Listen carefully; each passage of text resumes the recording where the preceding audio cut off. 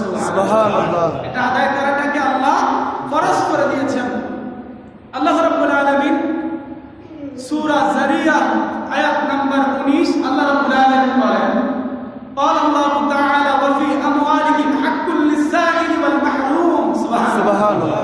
আল্লাহ জাল্লা জিকরুশ শানুহু রাব্বুল আলামিন তিনি ইরশাদ করেন, মহান আল্লাহ বলেন তাদের সম্পদে অভাবগ্রস্ত ও বঞ্চিতদের অধিকার রয়েছে। সুবহানাল্লাহ।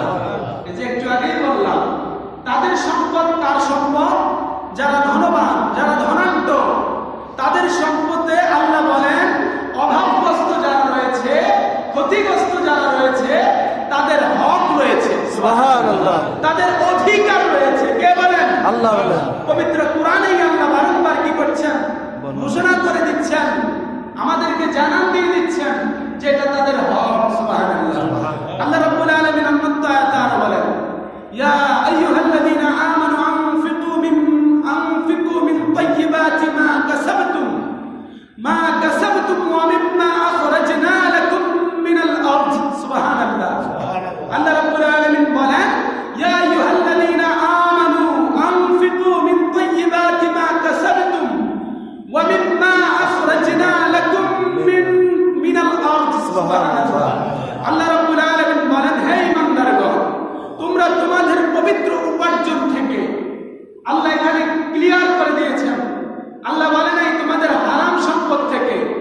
আল্লাহ বলছেন, হে ঈমানদারেরা, তোমাদের হালাল, তোমাদের পুত পবিত্র উপার্জন থেকে তোমরা আমি যা তোমাদেরকে ভূমি থেকে উৎপন্ন করেছি, যা তোমাদেরকে আমি আল্লাহ দান করেছি, তা থেকে তোমরা ব্যয় করো। কে বলছেন? আল্লাহ হালালটা দিতে বলছেন না হারামটা? আল্লাহ বলছেন তোমরা হালাল পবিত্র সম্পদ থেকে আমি আল্লাহ তোমাদেরকে ভূমি থেকে যা উৎপন্ন করে দিয়েছি তা থেকে তোমরা ব্যয় করো আমি আল্লাহর রাস্তায়। সুবহানাল্লাহ। এখন কোথায়? এটা কি হালালের কথা বলেছেন হারামের? হালাল। আল্লাহর রাস্তায় দান করতে হলে কোনটা দান করতে হবে? হালালটা। যেমন হারাম দানের যেই সওয়াব এটা কোনো পাওয়া যাবে না। এখন তো মোল্লারা ফতোয়া দেয় যে সুদ খায়া টাকা নিজে না খাইলে আমাদের সালাফিয়া মাদ্রাসায় দিয়ে দিয়েন, এমনিও বলে। তো সুদ খাওয়া কি জায়েজ? না। সুদ হারাম, তো সেটা কি দান করা যাবে নাকি কোথাও? না। অথচ মানুষদেরকে কিভাবে দেখেন বলতেছে যে সুদ খায়েন, টাকাটা আমাদের জামিয়া সালাফিয়ায় দিয়ে দিয়েন, রূপগঞ্জে যে মাদ্রাসা। তাহলে দেখেন তারা কত বড় ধোঁকাবাজ। তারা মানুষদেরকে সুদের প্রতি এটা কি করছে? উদ্বুদ্ধ করছে। কি করছে? উদ্বুদ্ধ করছে। এতে করে মানুষ খাবে আর টাকাটা কোথায় দিয়ে দিবে? মাদ্রাসায় দিয়ে দিবে। এই কথা বুঝেন নাই? খাবে আর টাকাটা দিয়ে দিবে কোথায়? মাদ্রাসায়। তো আল্লাহ দান করতে বলেছেন পবিত্র না অপবিত্র? আল্লাহ দান করতে বলেছেন হালাল না হারাম? হালাল।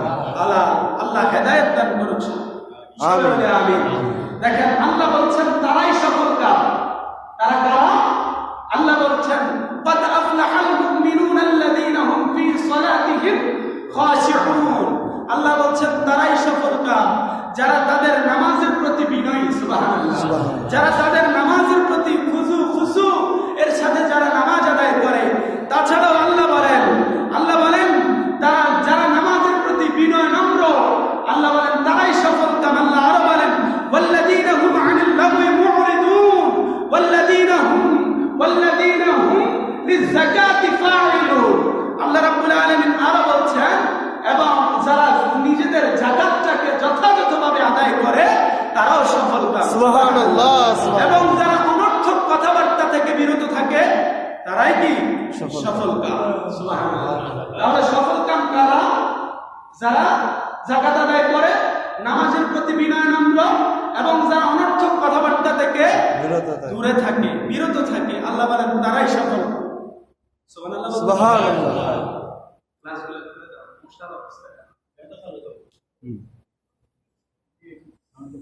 আল্লাহ রাব্বুল আলামিন অন্যত্র আয়াতের মধ্যে সূরা তাওবা 103 নং আয়াতের মধ্যে আল্লাহ জাল্লা জিবুশানহু তিনি ইরশাদ করেন, খুযু মিন আমওয়ালিহিম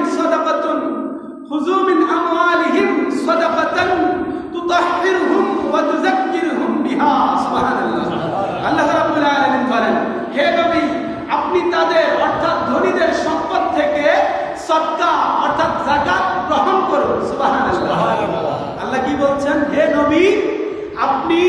নিজের সম্পদ থেকে সাদকা অর্থাৎ যাকাত গ্রহণ করুন, এর দ্বারা আপনি তাদেরকে পবিত্র করুন। আল্লাহ বলছেন আপনি তাদের সম্পদ থেকে যাকাত গ্রহণ করুন এবং ইয়া রাসূলুল্লাহ আপনি তাদের সম্পদগুলোকে কি করেন? পবিত্র করেন এবং পরিশুদ্ধিত করেন। আল্লাহ নবীজিকে হুকুম করছেন, নবীজিকে বলছেন আপনি তাদের সম্পদ থেকে যাকাত গ্রহণ করুন এবং তাদেরকে পবিত্র করুন এবং তাদের সম্পদগুলোকে পরিশুদ্ধিত করুন। সুবহানাল্লাহ। এই যাকাত দিলে সম্পদ কমে যায় না, বরং এই যাকাত আদায় করলে আপনার সম্পদের জিম্মাটা আল্লাহ রাব্বুল আলামিন নিয়ে নেন। সুবহানাল্লাহ। আপনার সম্পদটাকে পবিত্র বানায়া দেন। আপনার সম্পদের মধ্যে আল্লাহ নিয়ামত বরকত বর্ষণ করে। তাহলে এই যাকাত দেওয়া লাগবে কি লাগবে না? লাগবে। হাদিসে পাকের মধ্যে আল্লাহর নবী প্যারা নবী সাল্লাল্লাহু আলাইহি ওয়াসাল্লাম, সবাই বলি সাল্লাল্লাহু আলাইহি ওয়াসাল্লাম, আল্লাহর নবীর দরবারে এক বেদুইন জৈনব ব্যক্তি এসে আল্লাহর নবীকে আরজ করছেন, ইয়া রাসূলুল্লাহ, ইয়া হাবিবাল্লাহ, আমাকে এমন একটা আমলের কথা বলে দিন যে আমলের কারণে আমি জান্নাতে যেতে পারবো। সুবহানাল্লাহ। এখন আমরা কি বলি যে আমাকে একটা ভালো কাজের উপদেশ দেন, যে ভালো কাজের দ্বারা আমি আল্লাহর প্রিয় বান্দা হতে পারবো, আমি নাজাত প্রাপ্ত হতে পারবো না। এখন আমরা আছি দুনিয়াবি চিন্তাধারার দ্বারা, চিন্তা ভাবনার দ্বারা। কিন্তু দেখেন ওই ব্যক্তি আল্লাহর নবীর দরবারে বলে, ইয়া রাসূলুল্লাহ, আমাকে এমন একটা আমলের কথা বলে দিন যে আমলের কারণে আমি কোথায় যেতে পারবো? জান্নাত লাভ করতে পারবো। ইয়া রাসূলুল্লাহ, আমি জান্নাতে যেতে পারবো। নবী আমার উপদেশ দিলেন, তুমি আল্লাহকে এক মানো। সুবহানাল্লাহ। আল্লাহকে এক মানো, অর্থাৎ আল্লাহ রাব্বুল আলামিন এক, তার উপর তুমি বিশ্বাস স্থাপন করো। অতঃপর তিনার সাথে কাউকে তুমি শরীক করবে না। তুমি যথাযথ সময় নামাজ আদায় করো। সুবহানাল্লাহ। এবং তুমি তোমার সম্পদ থেকে যাকাত আদায় করো। যাকাতের কথা আছে না নাই? আছে।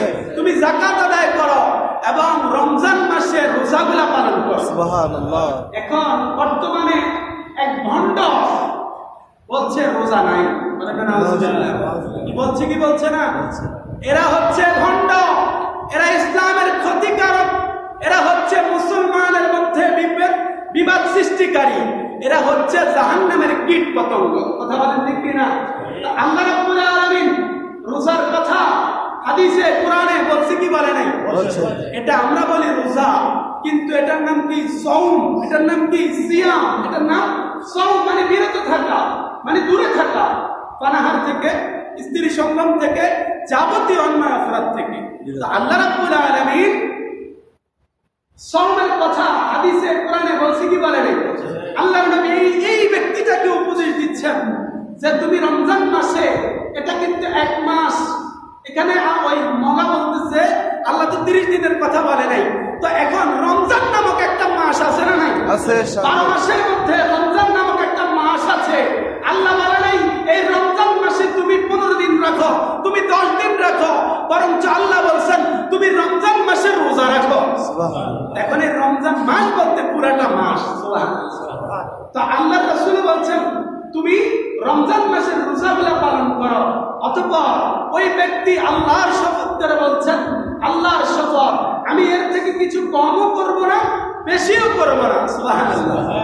আল্লাহর নবী সাহাবায়ে কেরামদেরকে দেখিয়ে বলছেন, ও আমার সাহাবায়ে কেরাম, তোমরা যদি জান্নাতি কোনো মেহমান দেখতে চাও, তোমরা যদি জান্নাতি কোনো লোককে দেখতে চাও, তাহলে এই ব্যক্তিকে দেখে আনন্দিত উপভোগ করো। সুবহানাল্লাহ। তাহলে দেখেন আল্লাহ রাব্বুল আলামিনের বন্ধু নবী, প্যারা নবী সাল্লাল্লাহু আলাইহি ওয়াসাল্লাম, দুনিয়ার জমিনে ওই ব্যক্তি এখনো বিদ্যমান। আল্লাহর নবী বলেন ওই ব্যক্তি জান্নাতি, তোমরা তাকে দেখে আনন্দিত হও। সুবহানাল্লাহ। এবার তো এখন মরেও নাই, মরছে সে মাত্র আল্লাহ রাসূলের দরবার থেকে উপদেশ নিয়ে গিয়েছে, আর আল্লাহ রাসূল বলছেন সে জান্নাতি। সুবহানাল্লাহ। বলছে তোমরা জান্নাতি মেহমান দেখতে চাইলে তোমরা তাকে দেখো। সুবহানাল্লাহ। তাহলে এই ব্যক্তি জান্নাতি না জাহান্নামী? আমার নবী দুনিয়ার জমিনে থাকতেই ওই ব্যক্তি মরেও নাই, আমার নবী ঘোষণা করে দিচ্ছেন এই ব্যক্তি জান্নাতি। সুবহানাল্লাহ। এমনি করে আল্লাহ রাসূল প্রসিদ্ধ 10 জন সাহাবীর জান্নাতের সার্টিফিকেট দিয়েছেন কি দেন নাই? দিয়েছেন। দিয়েছেন। দুনিয়ার জমিনে থাকতে না পরকালে? দুনিয়ার জমিনে। তারা তো দুনিয়ার জমিনেই ছিল। আল্লাহ রাসূল তাদের জান্নাতের সার্টিফিকেট দিয়ে দিয়েছেন। সুবহানাল্লাহ। আল্লাহ আমাদের বুঝার তৌফিক দান করুন, সবাই বলি আমিন। যাকাত দিতে অস্বীকারীদের ব্যাপারে হযরত আবু বকর সিদ্দিক রাদিয়াল্লাহু তাআলা বলেন, আমি তাদের বিরুদ্ধে যুদ্ধ ঘোষণা করব যারা নামাজ এবং যাকাতকে আলাদা করে। কি করে? যাকাত এবং নামাজটাকে পৃথক করে দেখে, আলাদা করে দেখে। আমি তাদের বিরুদ্ধে যুদ্ধ করব যারা যাকাত এবং নামাজকে পৃথকভাবে দেখে। তো দেখেন এই যাকাতের গুরুত্ব কেমন।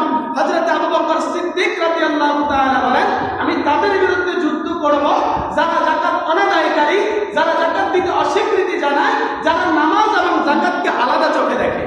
তাহলে নামাজকে যেভাবে প্রায়োরিটি দিতে হবে, যাকাতকেও কিভাবে সেভাবে প্রায়োরিটি দিতে হবে, গুরুত্ব দিতে হবে।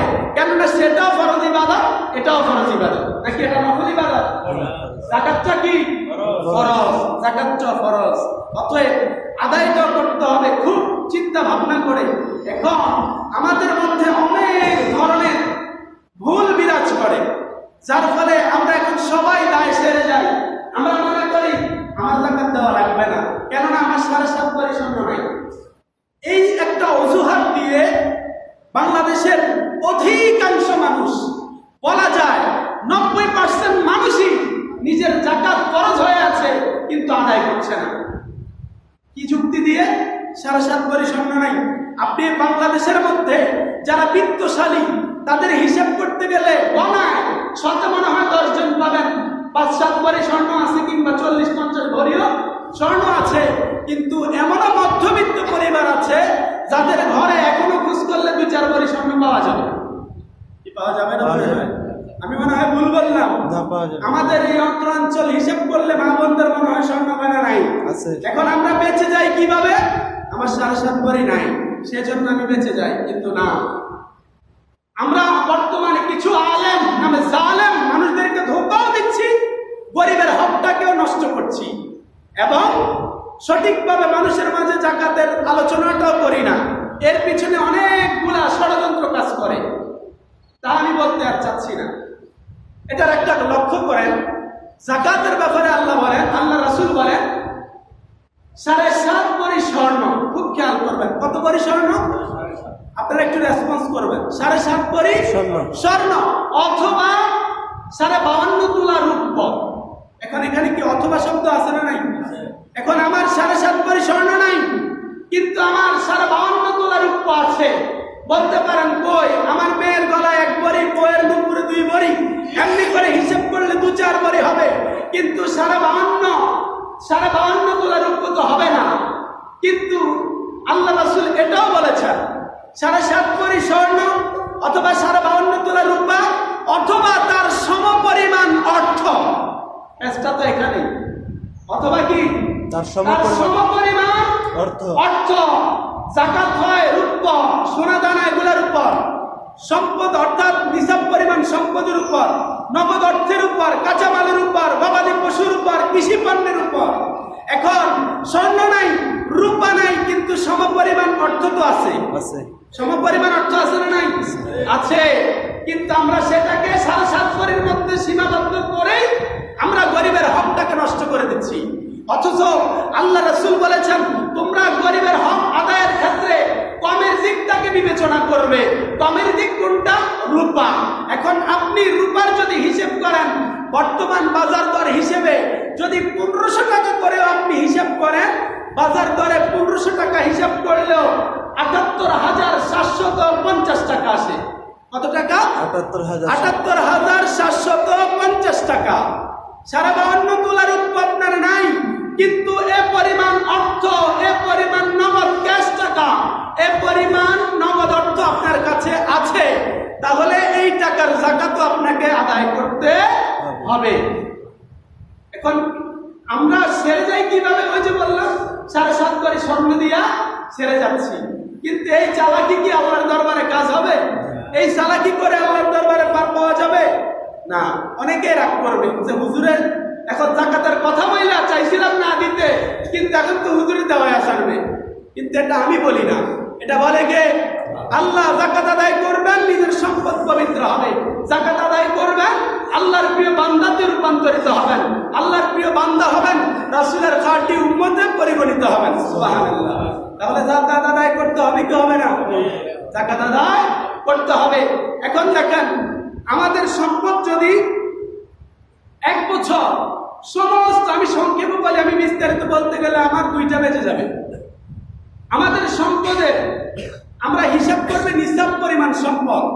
এখন নিসাব পরিমাণ সম্পদ দেখেন, আপনার বইয়ের 1 ভরি স্বর্ণ আছে। কত ভরি স্বর্ণ?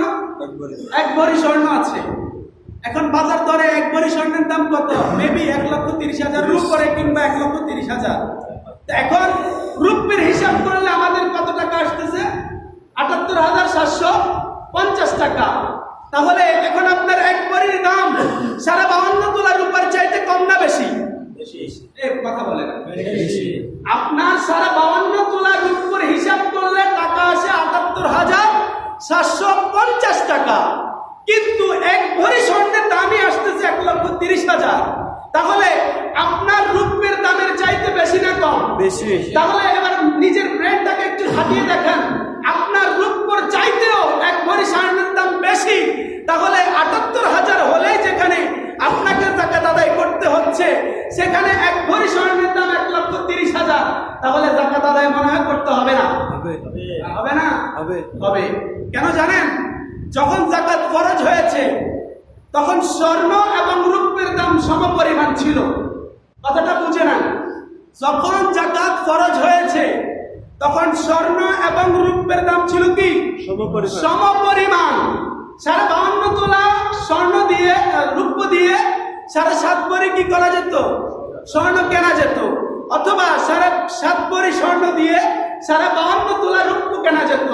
সেজন্যই এই মেসাল, এই উদাহরণ দিয়ে যাকাতটা এই আমরা সহজে যেন বের করতে পারি, সেজন্যই এই পন্থা, এই সিস্টেম। তো তখন ছিল সমপরিমাণ, কিন্তু এখন দেখেন 1 ভরি স্বর্ণের দাম 1,30,000 আর 1 ভরি রূপার দাম মাত্রই 1500, 1600, 1800 টাকা। তাহলে কোথায় স্বর্ণের দাম আর কোথায় রূপার দাম? এখন এটা হিসেব করে কি আপনি গরিবের হাত মেরে দিবেন? মেরে দিবেন? কিন্তু তখন তো সমপরিমাণ ছিল। কিন্তু এখন বর্তমান বাজার প্রেক্ষাপটে ডলারের দাম হিসেবে স্বর্ণকারীরা স্বর্ণ মজুত করার কারণে এখন দাম হয়ে গেছে কি? চওড়া। এখন দাম হয়ে গেছে অনেক ঊর্ধ্বে। তো এখন আমরা হিসাব করব কোনটা, যেটা কম সেটা, যেন আমাদের ফরজটা আদায় হয়ে যায়। তাই আমি অনুরোধ করব, যাদের ঘরের মধ্যে 1-2 ভরি হোক আর যাই হোক, এখন বলতে পারেন হুজুর আমার এই স্বর্ণের দামের চাইতে আমার ঋণ বেশি। তাহলে আমি বলবো আপনার ঋণটা আপনি স্বর্ণ বিক্রি করে পরিশোধ করে ফেলেন। তাহলে আপনার আর কি চিন্তা ভাবনার দরকার নেই। আপনি নিজেকে ঋণী হিসেবে দাঁড় করাতে পারবেন না। কিন্তু আমরা ঋণী থেকে যাচ্ছি, স্বর্ণের জায়গায় মজুদ। তাহলে আপনি নিজেকে এটা দ্বারা ঋণী সাব্যস্ত করলে লাভ হবে? এরকম চালাকি আল্লাহর দরবারে কোনো কাজে আসবে না। এখন আমরা সেটাই করতেছি, স্বর্ণের জায়গায় মজুদ করে রাখছি। আর আমরা দেনাদার, ঠিকই দেনাদারই আছি, ঋণগ্রস্তই আছি। তো আপনাকে বলবো, আপনি যদি এতটাই বুঝে থাকেন তাহলে স্বর্ণ বিক্রি করে দিয়ে ঋণটাকে কি করে ফেলেন? পরিশোধ করে ফেলেন। তা না হলে আপনি ঋণগ্রস্ত হয়ে মৃত্যুবরণ করলে আপনি এটার দায় কি থেকে যাবেন না মুক্ত করে দিবে? আপনি দায় থেকে যাবেন না? তাহলে তার চেয়ে ভালো আপনি ঋণ পরিশোধ করে ফেলেন। আমরা তাও করবো না, আমরা স্বর্ণের জায়গায় রেখে দিব, ঋণের জায়গায় রেখে দিব। এইরকম চালাকির কোনো দরকার নাই। অতএব বাবারা আমার, অনেকের আছে প্রভিডেন্ট ফান্ড, অনেকের আছে বীমা, অনেকের অনেক রকমের সেভিংস আছে না নাই? আছে। এই বর্তমান মানুষ এখন ব্যাংকের মধ্যে বীমা করছে, 2-4 লাখ টাকা ফেলে রাখছে সন্তানের পড়ালেখার জন্য, সন্তানের বিয়ে শাদীর জন্য, বিভিন্ন খাতে নিজে পেনশন পাচ্ছে সেটাও জমা করে রাখছে, এবং নিজে যে চাকরি থেকে, চাকরির মধ্যে একটা ফান্ড থাকে কি থাকে না? ওই ফান্ডের মধ্যে অনেকের টাকা জমা আছে না নাই? তাহলে আপনার অনেক অ্যাঙ্গেলে টাকা জমা আছে, কিন্তু আপনাকে যাকাতের খাতটা বের করতে হলে এভাবেই বের করতে হবে। সেভিংসে রাখছেন, ইভেন দোকান জামানত হিসেবে অনেকে 15-20 লাখ টাকা দেয়, দেয় কি দেয় না? কথা বলেন। এখানে অনেকে ব্যবসায়িক আছেন, দোকান জামানত নেওয়ার সময় 1 লক্ষ টাকা অনেকে দিয়েছেন, দিয়েছেন কি দেন নাই? এখন এই টাকা কি মার গেছে নাকি এটা জমা আছে? জমা আছে। এই টাকারও হিসাব করতে হবে। এটা আপনার জমা, এটা আপনার আছে, এই সম্পদ, এই টাকাটা কি আপনার আছে, এই সব কিছুকে হিসাব করে তারপরে আপনি নিজের ঋণটাকে এক জায়গায় করবেন। ধরেন আপনার 4 লক্ষ টাকা আপনার আছে, আপনার 3 লক্ষ টাকায় আপনার ঋণ, তা বাকি কত টাকা থাকে? 1 লক্ষ টাকা। এই 1 লক্ষ টাকার জাকাত দিতে হবে। কথা বুঝতে পারছেন? তাহলে এই 1 লক্ষ টাকারই জাকাত দিতে হবে।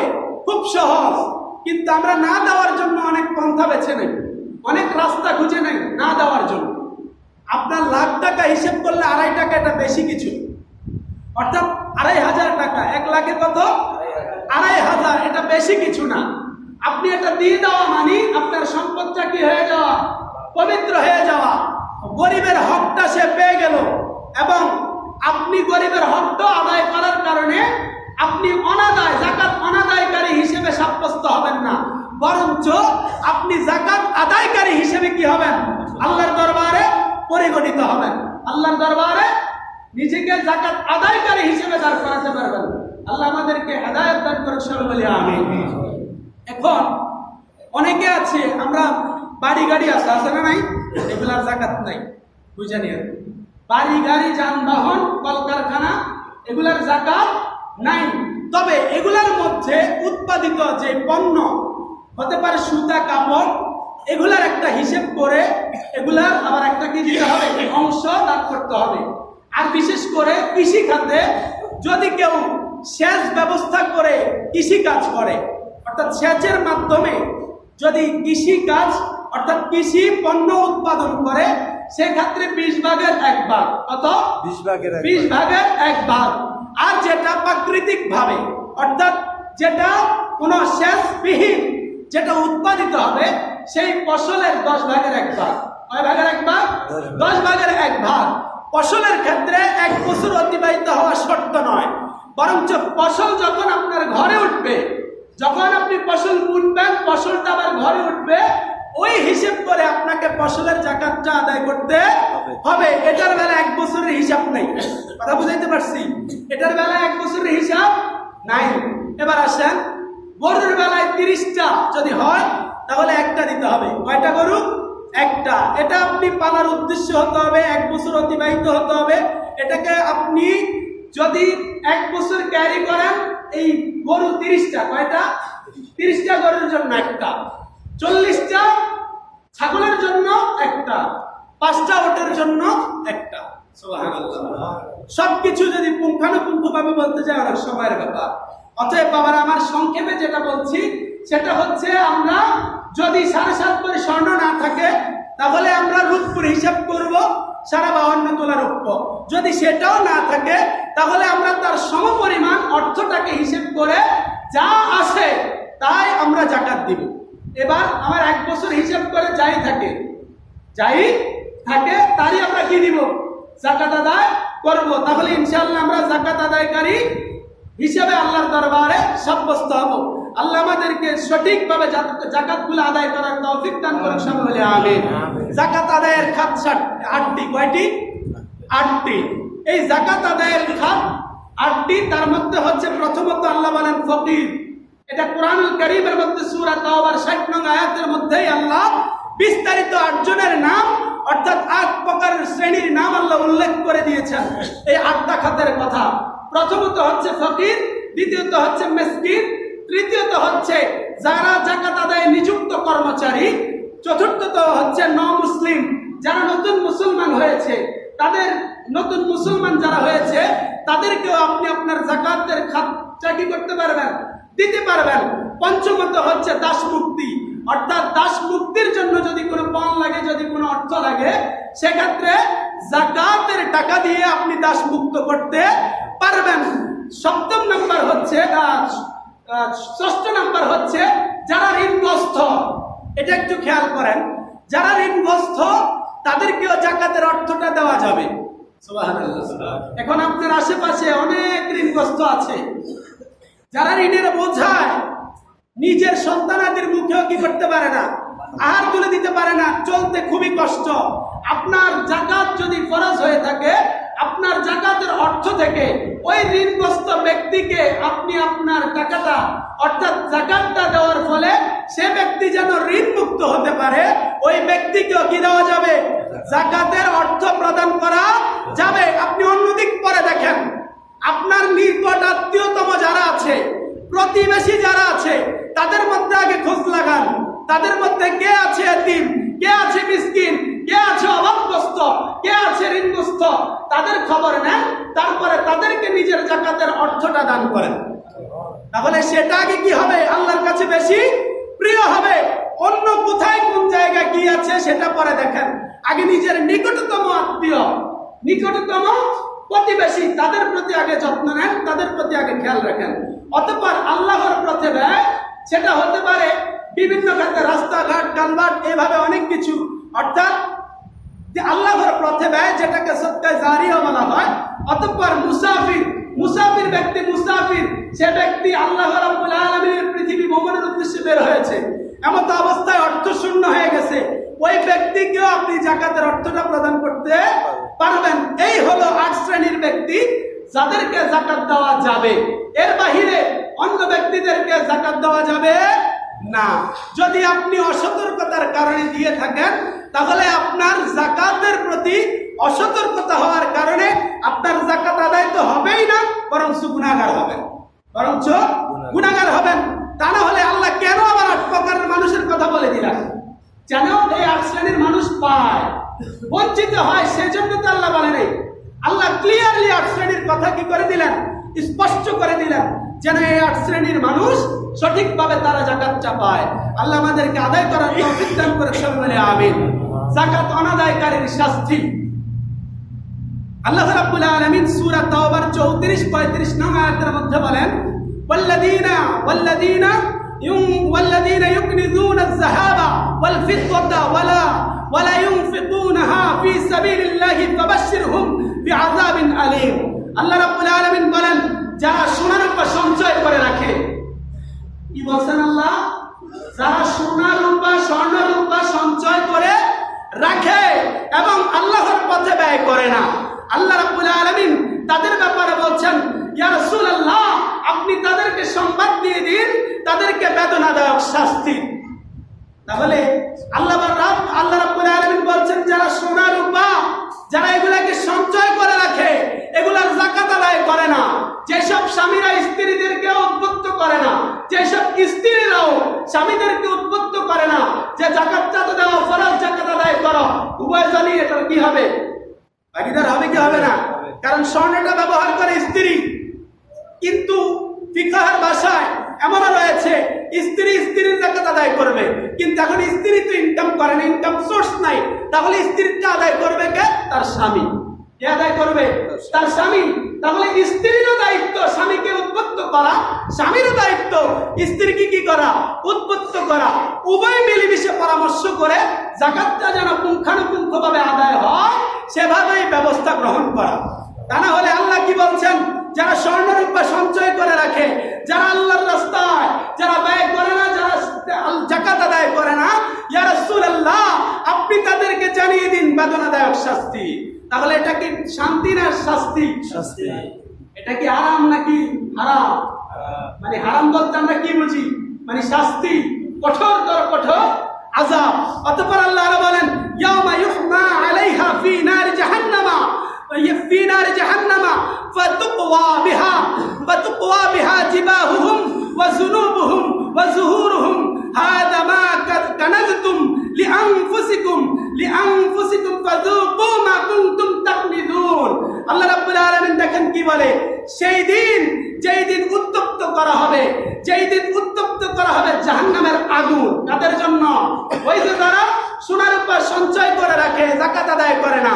আল্লাহ বলেন, সেই দিন জাহান্নামের আগুনকে উত্তপ্ত করা হবে এবং অতঃপর তা দ্বারা দাগ দেওয়া হবে তাদের কপালে। তাদের কোথায়? কপালে। কাদের? যাকাত আদায়কারী ব্যক্তিদের। তাদের দাগ দেওয়া হবে তাদের কপালে এবং তাদের পাশে এবং তাদের পিঠ সমূহে, কপালে, পাশে এবং পিঠের মধ্যে তাদেরকে দাগ দিয়ে চিহ্ন দিয়ে দেওয়া হবে যে তারা যাকাত অনাদায়কারী ব্যক্তি। এটা কিসের? জাহান্নামকে উত্তপ্ত করে অতঃপর তাদেরকে কি দেওয়া হবে? দাগ দেওয়া হবে এবং গবেষণা করে বলতে থাকবে, বলা হবে এটা হচ্ছে তোমার নিজের জন্য জমাকৃত সম্পদ, এটা তোমার নিজের জন্য জমাইত সম্পদ যা তুমি জমা করে রেখেছ নিজের কল্যাণ মনে করে, নিজের মঙ্গল মনে করে। আজ তোমার এই সম্পদটাই তোমাকে বেড়ি বেঁধে রেখেছে। এই সম্পদটা কি করবে পরে? আপনাকে বেড়ি বেঁধে ধরবে, আপনাকে আঁকড়ে ধরবে, আপনাকে পেঁচিয়ে ধরবে। এই সম্পদ, আপনার সম্পত্তি আপনার বিরুদ্ধে চলে যাবে। যে সম্পদের জন্য আপনি এখন কৃপণতা করছেন, সেই সম্পত্তি কি করবে? আপনার বিরুদ্ধে চলে যাবে। আপনার বিরুদ্ধে গিয়ে সে আপনাকেই কি করবে? আযাবে পরিণত করবে, আপনাকে শাস্তিতে রূপান্তরিত করবে। কে? আপনার সম্পদ, আপনার সম্পদ। এবং অন্যত্র রয়েছে যারা নিজেদের পশু পাখি অর্থাৎ পশু যারা পালে, গরু, ছাগল, ভেড়া, মহিষ এ জাতীয়, যারা এগুলার যাকাত আদায় করে না, আল্লাহ রাব্বুল আলামিন তাদেরকে দুনিয়ার চাইতেও বেশি মোটা তাজা করে তাদেরকে ওই যারা যাকাত অনাদায়কারী ব্যক্তি তাদেরকে পদদলিত করাবেন। এই পশু পাখির দ্বারা কি করবেন? অর্থাৎ এই পশু দ্বারা পদদলিত করাবেন এবং তাদেরকে এভাবেই তাদেরকে শিং দিয়ে গুতাতে থাকবে এবং পদদলিত করতে থাকবে। আল্লাহর নবী বলেন এটা তাদের শাস্তি অবধারিত, এটা চলতেই থাকবে, চলতেই থাকবে। তাহলে যাকাত আদায় করবো নাকি করবো না? করবো। 2, 4, 5, 10, 20 হাজার 1 লক্ষ টাকার জন্য এই শাস্তি পাওয়া মনে হয় খুব শান্তি নাকি? এই শাস্তিটা মনে হয় খুব আরামদায়ক। কথা বলে না, তার মানে এটা মনে হয় খুব ভালো। যাকাত আদায় না করলে শাস্তি এটা মনে হয় খুব আরামের। আল্লাহ কোরআনের মধ্যে, রাসূল হাদিসের মধ্যে এটাকে কি আরাম বলছে না শাস্তি? কঠোরতর কঠোর আযাব বলছে, কঠোরতর কঠোর আযাব। দেখেন অন্যত্র আল্লাহ রাসূলের প্রিয় সাহাবী হযরত আবু হুরায়রা রাদিয়াল্লাহু তাআলা তিনি থেকে বর্ণিত, নবীজি ইরশাদ করেন আল্লাহ রাব্বুল আলামিন যাদেরকে সম্পদ দান করেছেন এবং সেই সম্পদ থেকে যারা যাকাত আদায় করেনি, সম্পদ দান করেন কে? সম্পদ দান করেন কে?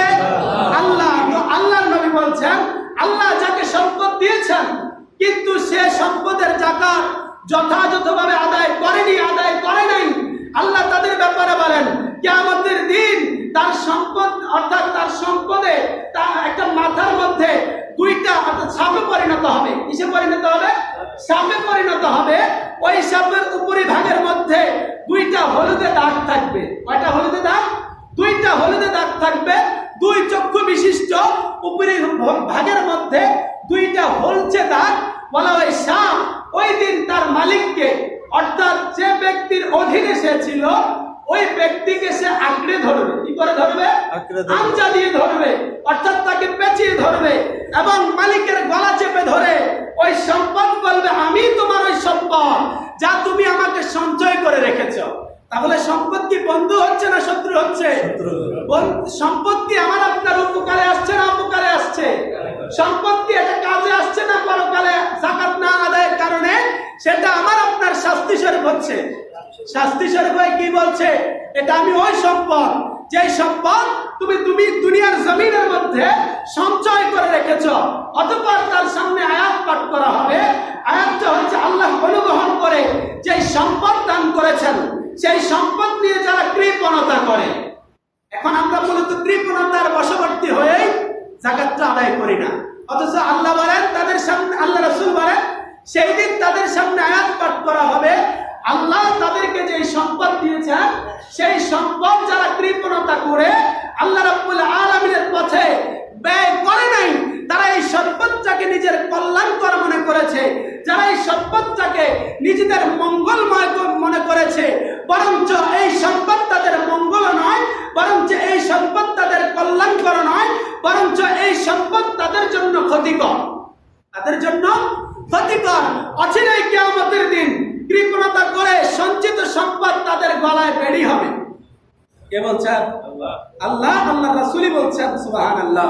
বুখারী শরীফের মধ্যে এভাবেই সিয়াসিত্তার মধ্যে অসংখ্য হাদিস রয়েছে, আল্লাহর কোরআনে বাণী রয়েছে যাকাত আদায়ের গুরুত্বের ব্যাপারে, যাকাত অনাদায়কারীর শাস্তির ব্যাপারে। আল্লাহ রাসূল সাল্লাল্লাহু আলাইহি ওয়াসাল্লাম শেষ হাদিস বলে শেষ করে দিচ্ছি। আল্লাহ রাসূল, প্যারা রাসূল সাল্লাল্লাহু আলাইহি ওয়াসাল্লাম ইরশাদ করেছেন, যখন কোন সম্প্রদায় অশ্লীলতার মধ্যে তারা ছেয়ে যাবে, অর্থাৎ কোন সম্প্রদায় যখন অশ্লীলতার মধ্যে নিমজ্জিত হবে, তখন তাদের মধ্যে এমন এমন রোগ ব্যাধি, এমন এমন বালা মুসিবত প্রতীত হতে থাকবে যা তাদের পূর্বেকার সম্প্রদায়ের প্রতি বর্ষিত হয় নাই। কথা বুঝতে পারছেন? আজ বলা যায় শিশু বলাৎকার, এটা একটা ব্যাধি। এটা একটা কি ব্যাধি? আজ আমাদের সন্তান নিরাপদ নয়, কোন মানুষের কাছেই নিরাপদ নয়। আজ বাবা নামক শব্দের মধ্যেও কিছু কিছু বাবার কারণে আজ বাবা নামক শব্দের মধ্যে ঘৃণা কাজ করে অনেকের। কথা কি ঠিক বললাম? খবরের নিউজ পেজ খুললেই দেখা যায় বাবার দ্বারা মেয়ে নির্যাতিত, বাবার দ্বারা নিজের কন্যা নির্যাতিত, নিজের ভাইয়ের দ্বারা, নিজের দাদা ভাই দ্বারা, নিজের চাচা মামা কারো কাছ থেকে আজ নিরাপদ নয়। তাহলে এদের কাছ থেকে কিভাবে নিজের কন্যা সন্তান, নিজের ছেলে সন্তান হেফাজত করতে হবে, কিভাবে করতে হবে? সব সময় মাদেরকে, বাবাদেরকে, সবাইকে সচেতন থাকতে হবে। আজ আমাদের মারা তো সারাক্ষণ আমরা ফেসবুক, টুইটার, হোয়াটসঅ্যাপ এগুলা নিয়ে ব্যস্ত। এদিকে মেয়ে কোথায় গেল, আমার শিশু বাচ্চাটা কোথায় গেল, কি টাঙ্কিতে পড়ে গেল, না কোনো নর্দমায় পড়ে গেল, কোনো খবর নাই। আজ মায়া কান্না করেও আমি বলবো যে এটা তাদের দোষ। এ মায়া কান্না করেও কি হবে না, লাভ হবে না। কেননা আমাদের অসতর্কতার কারণেও আজ আমাদের অনেক সন্তান নির্যাতিত হচ্ছে, হত্যার শিকার হচ্ছে, যখন খুন যুগ এগুলার কি হচ্ছে, শিকার হচ্ছে। অতএব আল্লাহর কাছে পানা চাই, পানা চান নিজের সন্তান, নিজের শিশু সন্তান, নিজের কন্যা সন্তান, আল্লাহ যেন এই জাতীয় বদমাইশ, এই জাতীয় গর্দ, এই জাতীয় নালায়েক নাথানদারদের থেকে আমাদের সন্তানগুলোকে হেফাজত করে, সবাই বলে আমিন। আল্লাহ তাদের থেকে এই সমাজটাকে, এই দেশটাকে, এই রাষ্ট্রটাকে হেফাজত করে, সবাই বলে আমিন। এখন আল্লাহ রাসূল বলছেন অশ্লীলতার কারণে কি হয়, বালা মুসিবত প্রতীত হয়। আবার যখন কোন সম্প্রদায় ওজনে কম দেয়, এটা তো এখন রেয়ার, এটা এখন কমন। ওজনের মধ্যে যত কম দেওয়া যায় ততই মনে করি আমরা লাভবান, ততই মনে করি আমরা লাভ হয়ে গেছে। কিন্তু যারা সৎ ব্যবসায়ী, তাদের ব্যাপারে আল্লাহ রাসূলের হাদিস, ওই দিন কিয়ামতের ময়দানে সৎ ব্যবসায়ী যারা, তারা নবী, রাসূল, সিদ্দিক, শহীদ, তাদের সাথে হাসর নাসর হবে। তাদের যারা সৎ ব্যবসায়ী, তাদের নবী রাসূলদের সাথে, শহীদদের সাথে, সালেহিনদের সাথে, অর্থাৎ নেককার আল্লাহর ওলিদের সাথে তাদের হাসর নাসর হবে। তাহলে সৎ ব্যবসায়ী হওয়া দরকার আছে না নাই? কিন্তু এখন 10 গ্রাম কম দিতে পারলে সে মনে করে যে আমি লাভবান। কিন্তু তার ব্যাপারে কি বলছেন? এই সম্প্রদায়ের কারণে আল্লাহ রাসূল বলেন ওই জাতির উপর, ওই মানুষদের উপর, সম্প্রদায়ের উপর প্রশাসনিকভাবে তাদের উপর জুলুম, নিপীড়ন, অত্যাচার এগুলা নেমে আসে। এজন্যই আমরা দেখেছি বা দেখতেছি বা দেখবো এভাবেই চলতেছে যে আমরা প্রশাসনিকভাবে কি অনেকে জিম্মি, প্রশাসনিকভাবে অত্যাচারিত, কি এমন হয় কি হয় না? এটার কারণ কারা? এটার কারণ যে জাতিরা, যে সম্প্রদায়েরা ওজনে কম দেয়, এটার জন্য তারা দায়ী। অতঃপর আল্লাহ রাসূল বলেন, শেষ যে কোটেশন, আল্লাহ রাসূল বলেন, আর যখন কোন ব্যক্তিরা যাকাত আদায় না করে, আল্লাহ অনাবৃষ্টির মধ্যে তাদেরকে রাখতেন যদি না এই পৃথিবীর মধ্যে কোন পশু পাখি বিচরণ না করত। তাহলে আল্লাহ যাকাত আদায়কারীদের কারণে বৃষ্টিটাই বন্ধ করে দিতেন। বৃষ্টি কেন দিচ্ছেন? এটা মনে করেন না আপনি আল্লাহর ওলি হয়ে গেছেন, আপনি সুদ খায়া, আপনি গাঁজা খায়া, মদ খায়া, নাফরমানি কইরা আপনি আল্লাহর ওলিতে পরিণত হয়ে গেছেন, আপনার কারণে আল্লাহর রহমত বর্ষণ করতেছেন। কিন্তু আল্লাহ রাসূল বলেন ওই সম্প্রদায়দের উপর আল্লাহ বৃষ্টিই বন্ধ করে দিতেন একমাত্র যদি পশু পাখি না থাকতো। তাহলে দেখেন এটা দ্বারা কি বুঝলাম? যাকাত আদায় করার কারণে নাকি না করার কারণে? তাহলে যাকাত আদায় করবো না করবো না? যাকাত আদায় করবো। আল্লাহ আমাদেরকে করার তৌফিক দান করুন, সবাই বলি আমিন।